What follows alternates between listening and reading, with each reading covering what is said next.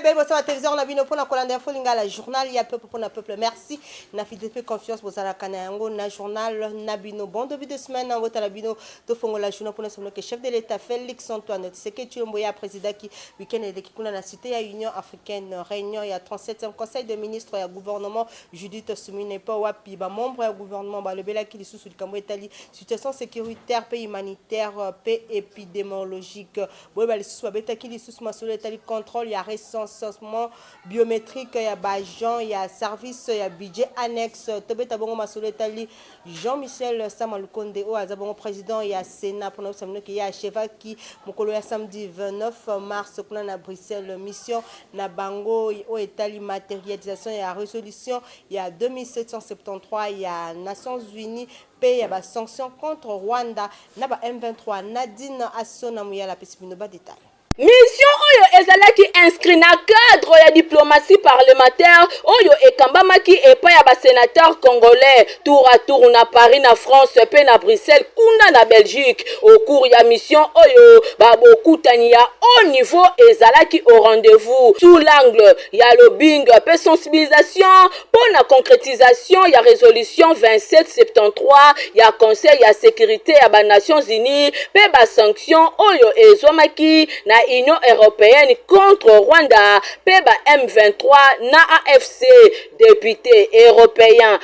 co-présidente, ya délégation Afrique européenne. Il dit, Votman a rassuré soutien ya Union européenne, la République démocratique du Congo, Nangambo, ya sénatrice belge d'origine congolaise, Marie-Claire Mvumbi, ye atalisi, Nenge ezalimba ya liboso na 30 ke Belgique atali sa position na ye ferme peu clair kuna a félicité ministre ya ba affaires étrangères Pambate akei na 4 chemins te atalisi position na ye très ferme oyo a condamné Rwanda pe a soutenir République démocratique du Congo liboso ya ba pandisango na mission na bango président ya Sénat Jean-Michel Samalukonde Kenge azongelaki ba grande ligne ya mission oyo et porter diplomatie na ba côté ya ba effort oyo bazaliko na côté ya ba effort oyo président de la République Félix Antoine Tshisekedi Tshilombo azali ko fournir pour na kimia ya mboka osengeli koyeba ke ba personnalité ya haut niveau oyo bazwa ki moment ya ba échange ya cadeau ezala na parlement européen na Sénat belge président ya Sénat belge abremetaki na homologue na ye congolais marteau ya commandement pour être à présider débat na Sénat.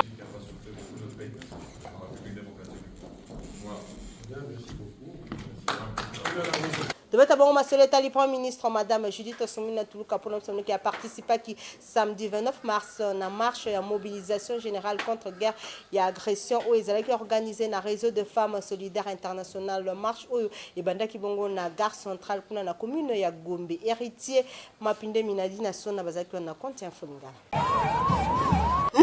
Réseau de femmes solidaires internationales, chef du gouvernement, Madame Judith Soumine Tuluka, y a participé à une marche pacifique pour la paix dans l'Est de la République démocratique du Congo, paix mobilisation contre l'armée rwandaise, Bosimba qui un cri collectif pour la paix, ba femme, ba jeune fille, ba maman, ba marché qui na Kinshasa pour la Koloba. Tété, ba boy ba atrocité aux alliés commises na nord-est pe na sud Kivu. Bosimba ke chef ya gouvernement azwa ki ba doléance ba organisatrice oyo ba benga ki bongo cesser le feu immédiat pe retrait ya ba force étrangère. Madame Lina Pembi. Merci à Liboso. Na kotinda ngo pa mama excellence mama ministre premier ministre na biso. Ayoki so ya bana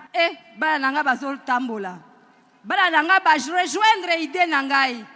ote mboka na biso ifoza na kimia appel moko fort biso tolembi toza fatigué tozo ko compter ba mort toza komona ba jeune fille pe ba maman bazali violé tozali ko décrier ba assassinat pe lisusu tolembi ya komona e ba FRDC na ba wazalendo babunda pona ko protéger mboka na biso tolobi non ça suffit ndenge Madame Judith Soumine alobaki tolembi bitumba tolembi désordre na mboka na biso République démocratique du Congo eza mboka oyo nzambe bakoko batikela biso bongo te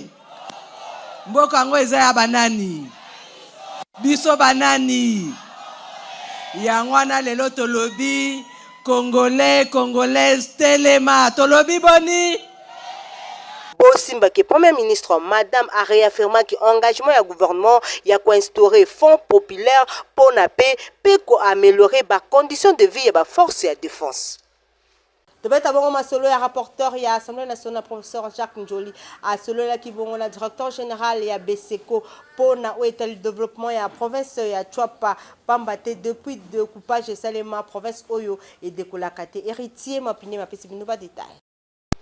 Depuis le découpage territorial, il y a 2015, province ya Chouapa, ezali ko décolleté Pambate et zwami na ba difficulté ebele na cadre wana na souci ya développement ya Chouapa, ba élu ya province Oyo bazali engagé pour na komema plaidoyer auprès de autorités compétentes. Boye ba cri ya ba représentant ya Chouapa ezali koyokana pe ekomeli ba autorité. Natina wana yango etalisi audience Oyo rapporteur ya Assemblée nationale Professeur Jacques Njoli et Sengekeli a accordé que week-end et na directeur général ya BCECO, bureau central ya coordination Jean-Mabi Mulumba, na présence ya caucus ya député nationaux ya province ya Chouapa, na suka masona bango président ya caucus Oyo Célestin Ingelemba atalisa kiti na nini baili ya Chouapa esengeli bazala informé na makambo nyonso etali province na bango bazala associé na ba projet nyonso to ba initiative Oyo ezali ko viser développement ya entité territoriale na bango. Boye Chouapa azali koluka ba ressources ya l'état ezala orienté vers province na bango et sengeli bazala informé parce que Chouapa azana besoin de développement, c'est-à-dire mobilisation nyonso ezali kosalema et sengeli bana ya Chouapa ba mona pe ba contrôler yango pona ba résultat ya malonga ndenge Célestin Ikelemba atalisaki. DG à BCECO alobi ACPL na masolo oyo et koti na cadre exercice ya redevabilité ezali occasion pona ye ayeba na kotelisa ba membre ya caucus oyo protocole d'accord oyo BCECO a signé na 2023 pour la province ya Chouapa na bit ya accompagner ba autorité gouvernementale na modernisation et réhabilitation des infrastructures. Parmi les infrastructures oyo kati na yango ezali voirie urbaine pe ba bâtiment public na titre wana ba signé ki contrat elongo na entreprise ya droit congolais oyo a s'engager pour na ko déployer sur terrain na tina wana DG ya BCECO atalisi occasion wana Jean-Mabi Mulumba a sollicité appui ba éli nationaux membres ya caucus ya Chouapa pour na suivi pe succès ya misala nyonso na exécution. Bosimba ke population ya province oyo azali ko compter amona vraiment ki mona meso ba réalisation nyonso ya projet oyo ya cadre ya PDL 145 territoires, programme ya développement local ya 145 territoires et sengeli bango ba mona pole. Honorable député national Hermione Bolumbe a inauguré le dimanche 30 mars centre de santé Oyo et Zabongo na commune ya Lemba wapepa population ko banda ko soins de santé ya Ofele. Fabrice Lundombi azaki na compte Folingala.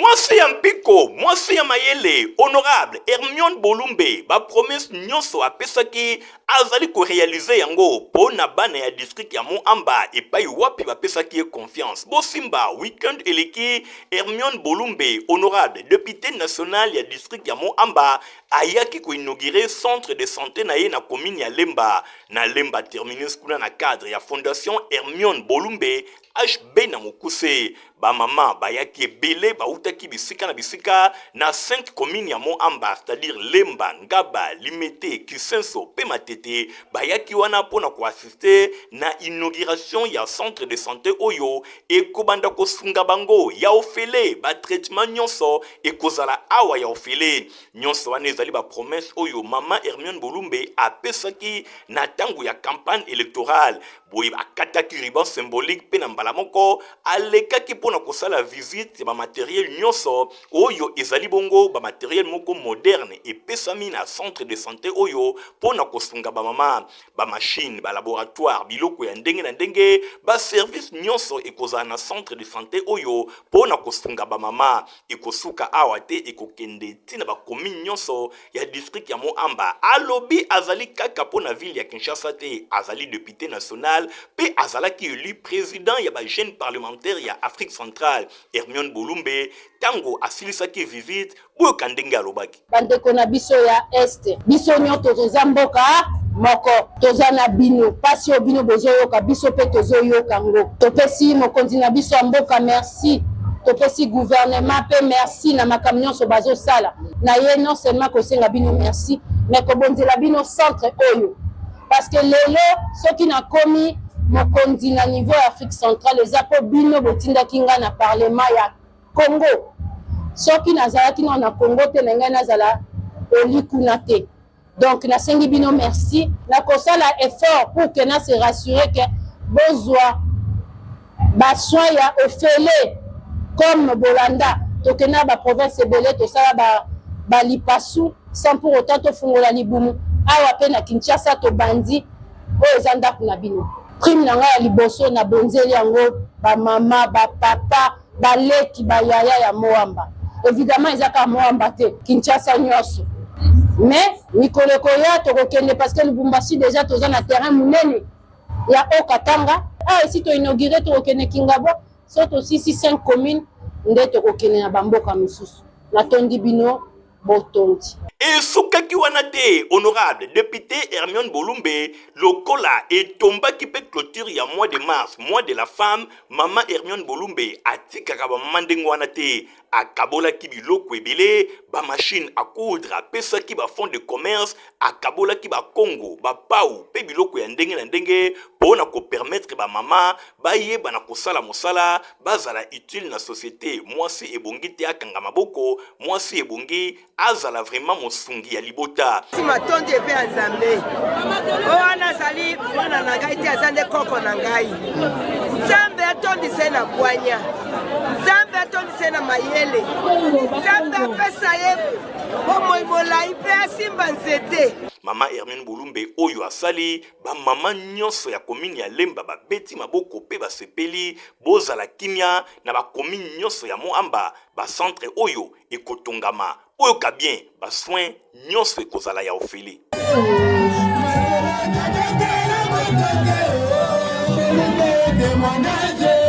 Baclotura qui mois de la femme qui toko eza banani ba maman ya parti politique au babengi Union Congolaise UCO na mukuse parti cher ya mwana mboka tope autorité morale professeur Daniel Mukoko Samba cérémonie et salemaki weekend le kifuna na bikapi kuna ezwami mingi penza na commune ya Lemba na Fikine. Fabrice Lundo biba détail. Sal bikapi ya foire internationale ya Kinshasa e yindaki na ndenge ya kosakana te weekend eleki na occasion ya clôture ya mois de la femme pour na parti politique babengi Union Congolaise ikona mokuse ya autorité morale professeur docteur Daniel Mukoko Samba ezalaki vraiment kitoko ba mama ba utaki bisika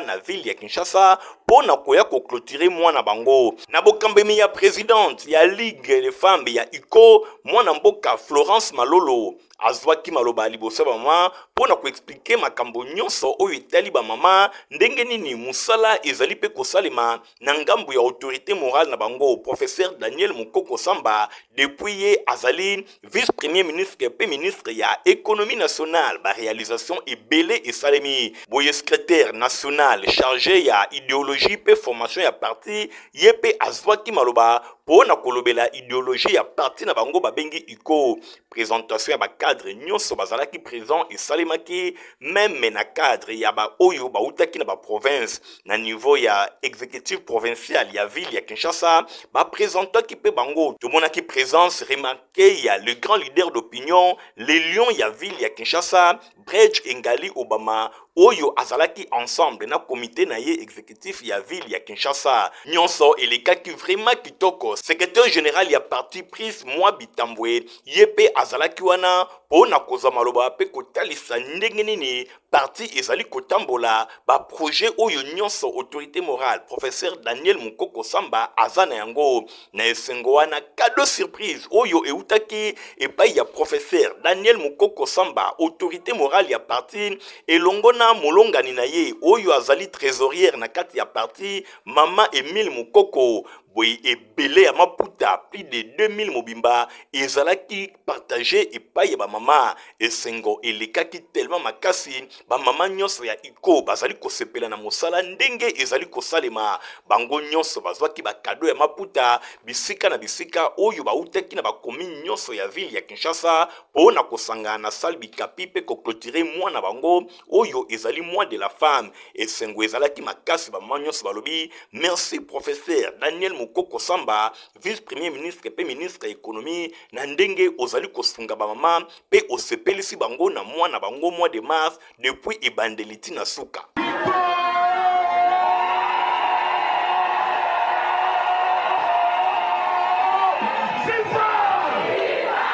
Osimba que na même occasion, Union congolaise, icône en zélé ba mama, na clôture ya mois de la femme na bango, basala ki pe collecte de fonds pour na kosunga, bande konabiso oyo bazali victime ya guerre na est ya République démocratique du Congo. Ba mama ya iko, ba tondi sama ki ne sengo na ndenge ya kosakana te, ambiance ezalaki vraiment au rendez-vous, ndenge kaka bino moko bozali komona, e bandaki malamu pe suki kitoko, mois de la femme, pour ba mama ya iko Union congolaise ezalaki vraiment réussite moko total bango nyonso balobi boye professeur Daniel Mukoko Samba biso nyonso simana yo iko toujours likolo. Mutualité des ressortissants de Kikwit 3 o ekumba makabongo epa ya président na yango Odan Mumvudi basala kibongo double cérémonie ya échange de VP ba clôtura ki lisusu mois de la femme Milulu elekana kibongo na Bip Kapi na Fikina Michael Bristoto azala ki wana reportage.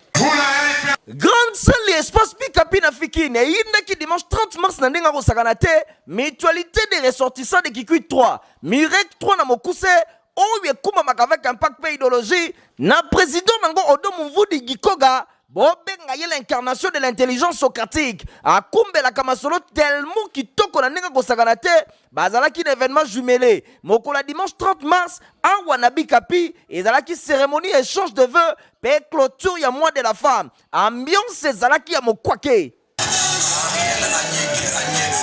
nyonso bandaki na losambo moins exhortation simanango basalaki présentation ya comité kobanda na ye moko président vice-président pe bongo na bongo sima batelemisaki ye moko l'homme qui incarne l'intelligence de Socrate président Odo Mumvudi oyo na tour na ye a présenté ki ba membre d'honneur nyonso ya Murek 3 a solola ke simanango na ndinga Mungu kele kilumbu ya discours fait ke kilumbu mpi ya kutuba mingi na micro ya info lingala journal ya peuple pour la peuple alobelaki tina lisanga na bango oyo biso tozali tosanganaka mpona kosalisana koyeba pasi ya moninga tovivaka ensemble tozala komite na biso tozala mwa barealisation tosalaka awa epi na Kikwit yango nde biso toza bana Kikwit 3 kosala na biso kosangana mpe kovanda place moko baboyaki na bango badiscours milai po ezalaki mokolo ya nteke veut dire nteke na ndenga kosakana te makino nyatamaki na système ya nyatakance ebongo kote kolia bomeka na bino kutu te po ezalaki kudi ya kusabalala otondi omemi président Odo Mumvudi elongo na komite mobimba bamembre nyonso ya Murek 3 boumela bovanda na ngwende pe botondana nango wana Na makambo etali justice pour ba audience publique ya famille Massamba ezalaki organisé mokola lundi 31 mars 2025 kuna na tribunal de paix ya Matete moko ya ba héritier Eric Massamba Mazola oyo mikoleleki azalaki condamné na 5 ans de prison ayaki pona koyeba tina nini ba condamné ye alors que bandeko na ye baza ko teka ba bien ya famille na bango na signature na ye Stéphane Skande Nadine Sonaba détail en chair et en os, Motu au même tribunal, ba condamné na 5 ans de prison. Eric Massamba Mazola, pour comprendre que tozali kolobela dossier ya ba héritier Massamba, bana ya défunt Simon Massamba Makela, promoteur ya ba école Massamba. Eric Massamba a craché en désordre liboso ya tribunal pour na koloba boye. Bazali côté ka ba parcelle ya famille sans consentement ya ba héritier misusu. Bazali ko imiter ba signature na ye à chaque fois que bazali koteka oyo kamoko ya ba avocat conseil ya Eric Massamba ndenge alobaki Eric Massamba est en audience lelo. Eric Massamba est en audience lelo parce que ba condamné par défaut. Na ba ndeko na ye, le tribunal est condamné par défaut. Na action oyo ba ndeko na ye ba funda ki. Alors, un jugement est bimi comme il y a Zala quitté à Salaki opposition de façon que Aya Deva Bazouzi a présenté à l'Obamakambo bino bo condamné ki nga na yebi yango te. Alors, na mois passé, Ertoyaki bandeko na ye balobi ba misusu bazalaka na Kinshasa ba misusu bazalaka na Poto. Yango to renvoyer ki yango na mukolo ya lelo. Donc, présence na ye na audience ya lelo ezali pote ala kisana Bazouzi ke ye azali innocent. Ayebi makambo te bandeko na ye bazo poursuivre. Mais malheureusement bandeko na ye yango balingi pe kosamba likambo yango te. Bazozo susu ba raison ote ba signifier ki kitoko te alors que makambo nyonso ezalaki normal. Yango wana bomoni Eric na mukolo ya lelo. Donc ayaki pote asamba ala kisabazuzi bo condamné ki nga bolobi nga na salaki mabe. Na yé nga la kisabino mabe nini oyo nga na salaki na salaki mabe moko te. Yango wana bino bo condamné ki nga. To samba na bandeko na ngai to débattre yozuzi luka kotala oyo nga na koloba na oyo bango ba koloba nani aza na raison po etika moninga. Mais to constater que bandeko na ye balingi ko samba wana te. Yango to renvoyer yango na date ya le 14 juillet kaka ya mbula oyo pote na date wana erikaya to samba polikambo wana ici. Azala sengote c'est vrai biso ba avocat to ko lobate ke magu ezali ko salema ye azali justiciable à constater parce que musale salemaki ce qui le posé problème balobi to renvoyer au tribunal à lobby que musale salemaki malamu te na pas ya greffier na bango ya tribunal alors que greffier ya tribunal a lobby te ye asala ki musala na ndenge sengeli mais na kati ya dossier azokamwa na tongo ya lelo amonaki mikande ezalaki na kati mais audience bandi tellement que za collègue na ye mutasi jaki azo constater sikoyo ke mikanda wana ezate mikanda oyo ezali exploit oyo ba signifia ki na poste pe komela bandeko ya Eric oyo bazalaka na Poto tozalaki na ba preuve oyo ya ba reçu ndenge bafutaki na banque mais sengelaki ba récépissé ya mais greffier oyo asalaki musala azali greffier ya tribunal a confirmé biso alobi ete musala esalemaki mais malheureusement na moment oyo audience bandi to constater que ezomonana te bo toyebi te nani oyo alongolaki mikanda wana yango ozomona ke ndeko Eric aza na esengo te oui il est vrai aza na esengo te parce que à tout moment aza na mobembo azoyaka mpona makambo oyo ye moko azomona ke ezangi mutu na makolo soki ya solo asalaki mabe il faut que bandeko na ye bandima basamba bakondane ye na ndenge ya bosolo na ndenge ezala na lopoto balobi contradictoire ezala décision moko contradictoire. Pour clôturer le mois de mars dédié à la femme de Fondation Christelle Kalula Basala qui vont milulu moko ya kafu na ABC Suite Hôtel kuna na commune ya Lemba. Sur place Michael Bristoto Francis Kanzalokoka.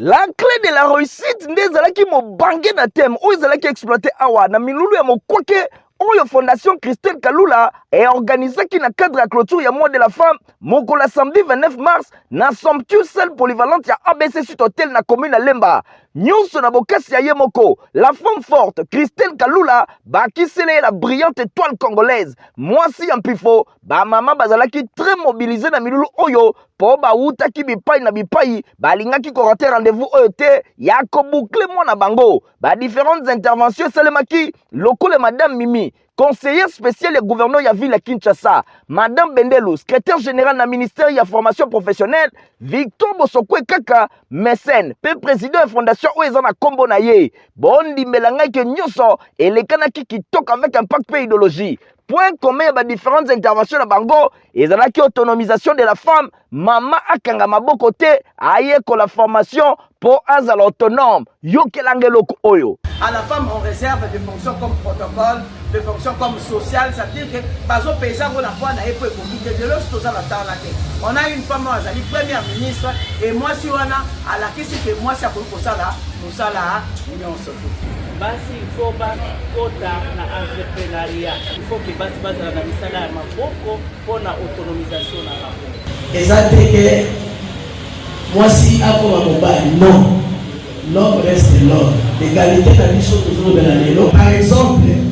nous avons le gouvernement, nous avons la première dame. Est-ce qu'on a égalité? C'est ça. Égalité, il y a solo autorité. Nasuka ye moko pe la brillante étoile congolaise Christelle Kalula alelisaki lokole. Que ce que tu savais les sika moko pour na cause moko. Oui, c'est valable. Ata ye monza bachaka de beaucoup. Ce que tu savais na kate sika oyo. Ezana premièrement pour notre honorer banana biso. Les longs, oui, bien sûr, la fondation existe. Mais ce qui fondation est telle que pinga na ye. Et ça parce que le Talibana bana o tozomona na katikati na biso na tsheba na katikati tozona devoir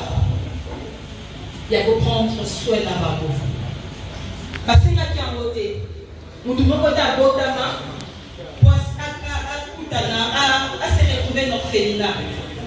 mutu moko te asepela aza na bacondition oyo na buta la santé baza nango buta la journée sengo baza nango. Vraiment, je pense que moi comme moko na biso na kati esika oyo a eu conscience, comme je l'ai dit avant. Qui a dit que moi c'est ton akamboka te di Fondation Christelle Kalula et l'ongona ba femme congolaise batalisi lelo que maman pe koki ko kamwisa mokili moka kosona bino ba mama kasi pona ko joindre utile na agréable na milulu oyo Ibraton pia na le contre-maître anyataki mindulu na ndenga kosakana te et l'ongona orchestre moka ba mama o ezalaki wana pona kosukisa mwana bango kitoko. Tobeta bongo masoleta li commissaire provincial à la police nationale congolaise ville ya Kinshasa Blaise Kilimbalimba hier président Kibongo Mokola lundi 31 mars causerie morale na intention ya ba commandant ya unité ya juridiction na ye Nadine Nassona ba détail.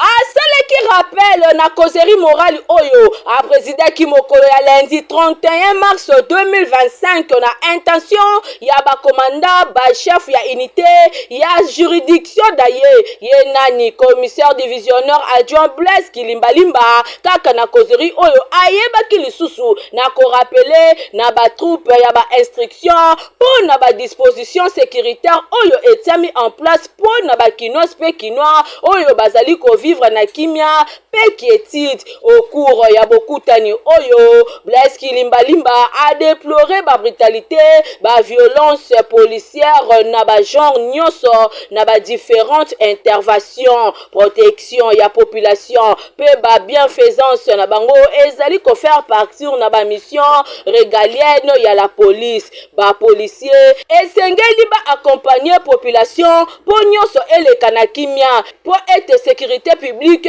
ezala effectif na capitale wana esika wana nde commissaire divisionnaire adjoint Blaise Kilimbalimba abetaki sete bosengeli koyeba ke au cours ya causerie oyo bayebaki solo kolobela ba sujet ya embouteillage marché pirate occupation ya voirie urbaine na ba véhicule oyo ezali abandonné to na mauvais état yango pe ezalaki évoqué nyonso wana pona ko apporter ba piste ya solution. La causerie morale avec nos hommes. Communauté Itna Acharite du Congo et Longo na représentant légal na bango son éminence Maolana Youssouf Kembo Baklotera qui mokola dimanche 30 mars na stade Vélodrome Ramadan na bango Nadine Nassona zakwa na compte infolinga. Musulman ya monde entier baklotiraki Ramadan na bango na ndenge ya malamu awa pe na République démocratique du Congo communauté Itna Acharite du Congo seiko na mokuse basanganaki na stade Vélodrome na Kitambo toujours na bokambemi ya ye moko représentant légal na bango son éminence Maolana Youssouf Kembo après ba prière intense boyeba ki représentant légal Maolana Youssouf Kembo apalola ki mokanda ya 5 rangs et pa yuapi alobela ki ba impact mibale ya carême na bomo ya moto selon maloba ya Thomas prophète Mahomet ya liboso jeune to carême ebatelaka nzoto ebenganaka maladi ba comportement ya mabe nyonso elongwaka na prière musulman akoki kobuka lokuta te akoki pe kosala moninga mabe te sauf na cas ya légitime défense ya mibale carême ezali spirituel ezali ba sacrifice ya molimo pona kosala volonté ya ala pe epesaka nzela ya kosolola directement na ala message ezalaki capté 565 na ba musulman nyonso bazalaki présent na clôture oyo basalaki pe prière pona molimo ya fait représentant Maolana Djibril Menaveko po ala akoba kobatela molimo na ye bongo na suka ya nyonso représentant légal Maolana Youssouf Kembo alobelaki suka ya Ramadan pe azangaki te koloba pona guerre oyo eza kotungisa RDC na partie est nango problème nyonso tu oyo ezobeta mboka na biso solution ya koleka nzambe ezali te oyo nyonso tozotelengana tokenda nord tokende sud tokata bibale tomata bavion nyonso to tozoluka tokende bapourparler nzambe ayebi atterrissage nango topesa confiance na nzambe topesa confiance na basaleli ya nzambe oyo puisque nzambe ayoka biso mboka na biso à travers bango nakanisi bandeko na biso ya este oyo bazosouffrir bazonyokwama biso bamusulman tolobi toza na bino elongo totiki bino te na kati ya mabondeli toza na bino ntango nyonso tu mpe tokotika bino ata mokolo moko te boza libanda kongo te moto nyonso akokosa bino boza libanda kongo akosi boza libanda kongo te boza kaka na kati ya kongo nzambe ayebeli bino na kongo bokozala kaka na kati ya kongo bokotikala mpe kaka na kati ya kongo moto akokende mosika ezali te ebandaki mpe esukaki malamu bamusulman nyonso ya mokili mobimba mingi ya seiko ala azalaki na bango pendant période nyonso ya Ramadan. bozalaki ebele mpona kolanda info lingala journal ya pepo na pe comprendre que info lingala ekombongo na suka tokosukisa journal te sans que topesa merci na Igor Ntingi Matomi nazalaki bongo na sima ya caméra concours rédactionnel ya Nadine Asona Muyala héritier Mapinde Mingulungu a supervisaki journal au montage sima ke pa ya Fabrice Lundombi pe Christian Kenge Beningala bino topesa ni rendez-vous mikolo zali ko ya au revoir.